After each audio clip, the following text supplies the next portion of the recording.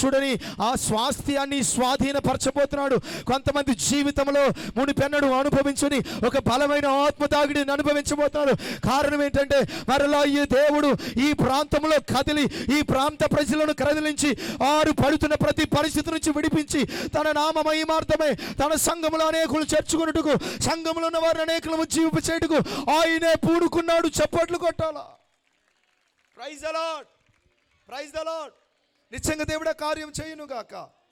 ఈ మోయాబు దేశం అసలు ఎలా పుట్టింది, ఎక్కడి నుంచి పుట్టింది అంటే ఒక మాట నేను చదివించి నేను ముందుకు వెళ్తాను. ద్వితీయోపదేశకాండం 23వ అధ్యాయంలో 3వ వచనం నుంచి, ద్వితీయోపదేశకాండం 23వ అధ్యాయంలో 3వ వచనంలో దేవుడు ఈ పాత నిబంధనలో దేవుడు మోయాబు కోసం రాసి ఉంచిన ఒక మాట మీతో చదివిస్తాను చూడండి.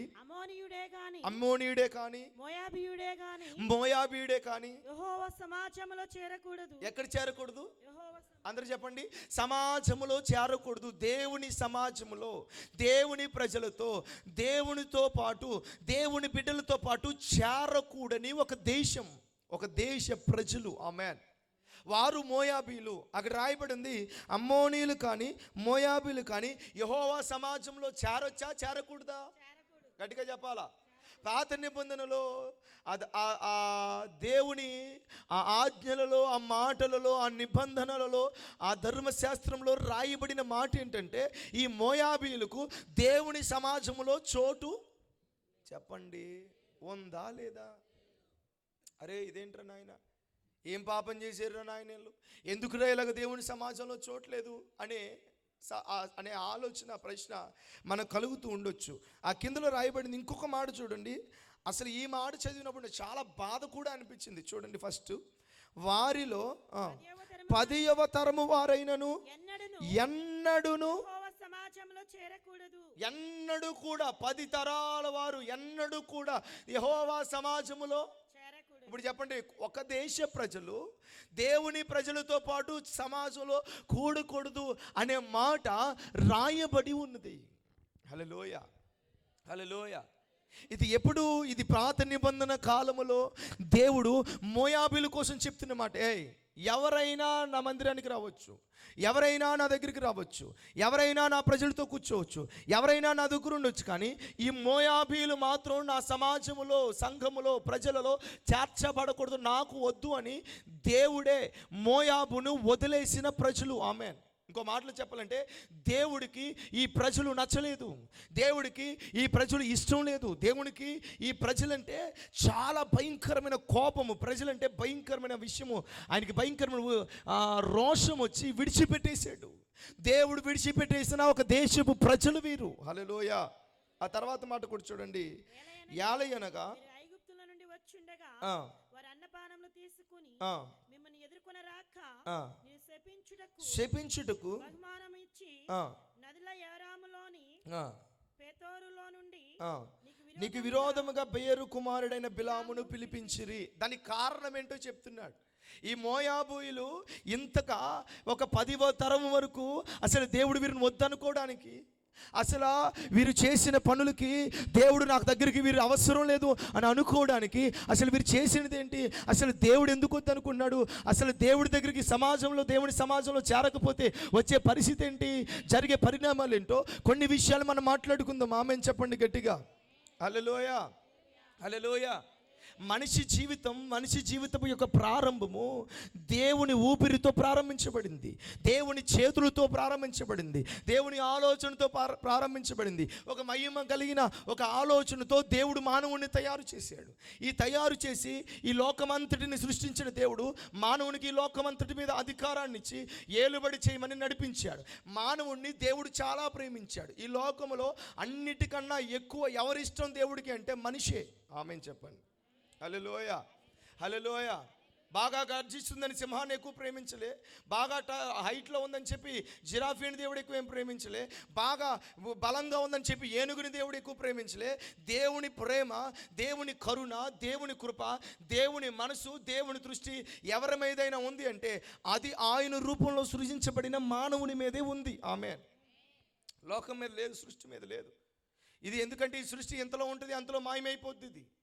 ఈ చెట్లు కొద్దికాలం ఈ చెట్లు అన్నింటికి ఎక్స్పైరీ డేట్ ఉంది, కానీ దేవుడు తయారు చేసిన మానవునికి అసలు ఎక్స్పైరీ డేట్ లేదు.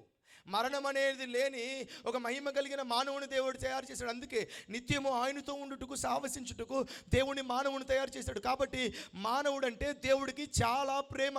ఆమేన్. పక్కన వాళ్ళకి చెప్పండి, దేవుడికి నువ్వంటే చాలా ఇష్టం అని చెప్పండి. పర్లేదు చెప్పండి, పర్లా. మీ ఆయన గారికి ఇష్టం లేకపోయినా, అమ్మగారికి ఇష్టం లేకపోయినా, నాన్నగారికి ఇష్టం లేకపోయినా, అత్తగారికి ఇష్టం లేకపోయినా, కోడలికి ఇష్టం లేకపోయినా, టీచర్కి ఇష్టం లేకపోయినా, మాస్టర్కి ఇష్టం లేకపోయినా, డాక్టర్కి ఇష్టం లేకపోయినా, నాకు ఇష్టం లేకపోయినా పర్లా. ఎవరికి ఇష్టం చెప్పండి. పక్కన వాళ్ళకి ఈ మాట చెప్పండి, ఎవరికి ఇష్టం లేదో నాకు తెలియదు కానీ నువ్వంటే మాత్రం దేవుడికి చాలా ఇష్టం. ఎలా చెప్పగలరు పాస్టర్ గారు అంటే అంత ఇష్టం కాబట్టి మామూలుగా ఈ వెలుగుని రమ్మనడానికి మాటని వాడాడు. Praise the lord. ఈ చెట్లు రావడానికి భూమిని కలుగు చేయమన్నాడు, జలచరములు రావడానికి జలములు పుట్టించమన్నాడు. కానీ మానవుని తయారు చేయడం మనకు మాత్రం భూమును జలములను వేరే వాటిని చూడాలా, ఆయన వైపు చూసుకొని నాకులాగా ఉండాలి వీడు అనుకున్నాడు. ఆమెను అంటారు అనుకున్నా. ఇప్పుడు మీ బిడ్డల్ని ఏమనుకుంటారు అనుకుంటారా? మామూలు పుట్టకముందే ఆడు మామూలుగా ఆ గర్భంలో నుంచి బయటికి రాకముందే అబ్బా అచ్చ నా పోలికలతో పుట్టాడురా అని చెప్పి ఆడు ఇంకా కనీసం ఏడవడు పైనుంచి కిందకి మొత్తం ముదిలెట్టేస్తాం, ఏజ్ రక్తమే చేయం. ఎందుకు మళ్ళా ఉన్నాడు అని అనుకుంటామా అనమా? మీ పిల్లలు ఎలా పడతారు? మహా అయితే తండ్రిలాగా మాట్లాడరండి మీ అందరూ. మరలా చెప్తే మీరు మాట్లాడినప్పుడు ముత్యాలు రాలితే మీకు ఇచ్చి వెళ్ళిపోతుంది కాబట్టి త్వరగా మాట్లాడండి, నాకు టైం లేదు. స్తోత్రం కదా. తర్వాత తల్లిలాగానో తండ్రిలాగానో ఇంకా మహా అయితే తాతగారు లాగానో, ఎందుకు వంశం కదండి, వెనక తాతలాగానో మా అమ్మలాగానో. మొన్న ఒక చెల్లి అంటుంది మొత్తం మా అమ్మ మొహం వచ్చిందని, అందుకే అక్కడ నన్ను చూడలేదు అంటుంది. మరి అలా మామ నల్ల కర్రిముద్దులాగా ఉంటుందంట మరి మొహం. మరి ఏం తప్పదు ఇక నీకు ఏదో ఒక రూపం రావాలి నీ జనరేషన్లో. స్తోత్రం కలుగును గాక. మీ వంశంలో మీ గోత్రంలో మీరు వెనక్కి వెళ్ళిన తర్వాత మీ లైన్లో ఎవరొకరు ప్రింట్ పడద్దే. మేనమామో పడతాయా పడవా? ప్రింటే కాదు బుద్ధులు కూడా పడుతుంటాయి కొంతమందికి. స్తోత్రం కలుగును గాక. అర్థమైందా? మేనమామకి ఏమి ఇష్టమో ఈడికి అదే ఇష్టం, డాడీ ఏమి ఇష్టం ఇదే ఇష్టం, తల్లే ఇష్టం. అందుకే చాలామంది ఏం చేస్తారు, డాడీ కూతురు తల్లి అమ్మ కొడుకు అని చెప్పి అమ్మ కొడుకు ఒకటే, డాడీ కూతురు అచ్చం మీ డాడీ లాగానే చేస్తున్నావే, మీ డాడీనే ఆగలేకపోతున్నారని నువ్వు ఒకదానికి పుట్టావే అని చెప్పి రోజు అమ్మ డాడీని వాళ్ళ కూతురుని తిడితే ఎందుకు డాడీని తిట్టలేదుగా? స్తోత్రం చెప్పండి. హల్లెలూయా. డాడీని తిడితే డాడీ చేయి పెద్దది, అది ఈ మీద పడితే ఏసి రక్తం చెయ్యం, హస్తం ఓటు అయిపోద్ది. ఆమె చెప్పండి గట్టిగా. కాబట్టి అనలేరు కాబట్టి ఇలా చెప్తా. ఎందుకు మ్యాక్సిమం ఎవరి ప్రింట్ పడుతుంది చెప్పండి? మీరు మాట్లాడలేదు మీ అందరూ. మీ పక్కన ఎంతకి నీకు ఎవరి ప్రింట్ పడింది అడగండి ఒకసారి, అడగండి. నాకైతే మా తాతగారి ప్రింట్ పడిందండి. మా తాతగారు పొడుగ్గా ఉంటాడు కానీ పడితే ముఖం పడింది కానీ హైట్లో పడలేదు, ఏంటో అర్థం కాల. స్తోత్రం కలుగును గాక. ముఖమేమో మా తాతగారితో పడింది, హైట్ ఏమో మా నాన్నగారితో వచ్చింది, బుద్ధులేమో మా అమ్మగారికి వచ్చినాయి. స్తోత్రం కలుగును. మొత్తం అన్నీ మిక్స్ అయిపోయినాయి నాలో. హల్లెలూయా. మీలో కూడా చాలా ఒకడు ఉంటాడు, ఇద్దరు ఉంటారా? ఎక్కడో ముత్తాత కొంతమంది ఉంటారు. ఏమనుకోండి, చెప్పమంటారా వద్దంటారా? ఓపెన్గా చెప్పేస్తా నేను మరి. స్తోత్రం కలుగును గాక. ఎక్కడో ఉంటాడు ఆడెవడికో, అర్థమైంది ఏమనుకోండి మళ్ళీ నా మీద పట్టుకోండి. ఆ ముత్తాతకో ఆడుకో మామూలుగా ఈ వీధుల్లో కూర్చొని రాజకీయం అంటే పిచ్చి, లేకపోతే అమ్మాయిలంటే ఆడవాళ్ళతో మాట్లాడడం అంటే ఇష్టం అనుకో, ఆడు బుద్ధులు పడుతుంటే మున్ని మనవడికి ఈ బుద్ధులు ఎక్కడి నుంచి వచ్చినాయిరా అని మీరు అనుకోక్కర్లా. ఎక్కడి నుంచి వచ్చినాయి? ఉంటాడు ఎవడో, నీకు తెలియదు ఆడి పేరు కూడా. స్తోత్రం కలుగును గాక. మహా అయితే ముత్తాతగారు వారి పేరు తెలుసు కానీ ఆయన పైన తాతగారి పేరు ఎవరికైనా తెలుసా? ఇంతకీ మీ తాతగారి పేరు తెలుసా? తెలీదా? వాళ్ళ తాతగారు తెలుసా? హల్లెలూయా. నీకు కొన్ని తెలియదు కానీ ఎన్నో జనరేషన్స్ మానవుడు, ఎన్నో తరములు, ఎన్నో 2024 సంవత్సరాలైంది. దానికి ముందు ఎన్ని సంవత్సరాల జీనియాలజీ, సంవత్సరాల తరములు. అంటే ఇప్పుడు మానవుడికి మ్యాక్సిమం ఏ ప్రింట్ పడుతుందంటే వారి రక్తపు లెవెల్ వెనకాల వంశము గోత్రములో ఆ తాత ముత్తాతల కాలం నుంచి ఎవరో ఒకరిది మానవుడికి ప్రింట్ పడుతుంది. అయితే మరి మొట్టమొదటి మానవుడికి ఎవరి ప్రింట్ పడింది? చప్పళ్ళు కొట్టండి గట్టిగా. మొట్టమొదటి మానవుడికి ఎవరి ప్రింట్ పడింది చెప్పండి? ఎవరి బుద్ధులు రావాలి చెప్పండి? మాట్లాడాలి గట్టిగా. ఎవరి ఆలోచనలు, ఎవరి ఇష్టాలు. అంటే మొట్టమొదటి మానవుడు యాజ్ ఇట్ ఈజ్ ఎలా ఉండాలని దేవుడు కోరుకున్నాడు చెప్పరా? ఆయనలా ఉండాలని చెప్పి, ఆయన వలె మాట్లాడాలని చెప్పి, ఆయన వలె నడవాలని చెప్పి దేవుడు మానవుడిని ఆయనలా ఉండాలని కోరుకున్నాడు. చెప్పలు కొట్టండి. అందుకనే తన చేతులతో మట్టిని తీశాడు, విలువలేని మనిషిగా తయారు చేశాడు. తన విలువైన ఊపిరిని ఆ నాసికా రంధ్రాల ఓదగా జీవాత్మాయును మహిమ కలిగిన శరీరమై మహిమ కలిగిన మానవుడు జన్మించాడు. 2 చేతుల పైకెత్తి చప్పలు కొట్టండి. నీవు నేను దేవుని పోలికలో దేవుని ప్రింటులో ఉన్నాం. ఆమేన్ చెప్పండి. ఇప్పుడంటే ఈ ప్రింట్ వచ్చింది, కానీ యాక్చువల్గా మనకి ఈ ప్రింట్ కాదు మనది. పక్కన వాళ్ళు చెప్పండి, నీ ముఖం ఈ ముఖం కాదని చెప్పండి. నువ్వేం బాధపడక్కర్లా. ఎత్తుపోళ్ళు ఉన్నాయని, ముక్కు బండగా ఉందని, చెవులు చేట చెవుల్లాగా ఉన్నాయని చెప్పి అర్థమైంది. నువ్వేమి నల్లగొన్నాను, తెల్లగొన్నాను, పొట్టుకున్నాను, బండగొన్నాను, పొట్టు వచ్చిందిలా, నువ్వేం బాధపడక్కర్లా. యాక్చువల్గా నీ ప్రింట్ ఇది కాదు. ఆమెనంటారా? నీ పక్కన చెప్పండి, నీ ప్రింట్ ఇది కాదు. ఎవరన్నా పొట్టోడు అన్నారు అనుకో, నేను పొట్టోడు కాదు, అసలు నా ప్రింట్ ఇది కాదు. కానీ ఈ ప్రింట్ రావాల్సి వచ్చింది మనకి. అర్థమవట్లేదు మీ అందరికీ. ఈ ప్రింట్ ఎందుకు రావాల్సి వచ్చింది? దేవుడు మానవుణ్ణి తన ప్రింట్లో తయారు చేసాడు, తన మహిమతో తయారు చేశాడు, తన ఊపిరితో తయారు చేశాడు. కానీ ఆ మానవుడు ఎప్పుడైతే ఆయన ఆలోచనలకి వ్యతిరేకంగా మాట్లాడటం మొదలెట్టాడు, ఆయన ఆలోచనకి ఆయన వద్దన్నది ఏదైతే కావాలనుకున్నాడో, ఆయన చెయ్యొద్దన్నది ఏదైతే చేయాలనుకున్నాడో, వెంటనే బుద్ధి మారిపోయింది, ఆలోచనలు మారిపోయింది, మాట మారిపోయింది, తీరు మారిపోయింది, చేసే పనులు మారిపోయినాయి. చూడండి, మన పిల్లలు కూడా మన కుటుంబంలో, మన వంశంలో కానీ, మన పరిస్థితుల్లో కానీ, మన కుటుంబాల్లో కానీ ఎవరూ చేయని పనులు కనుక చేసి వచ్చారనుకో, ఏమంటావో చెప్పనవరా?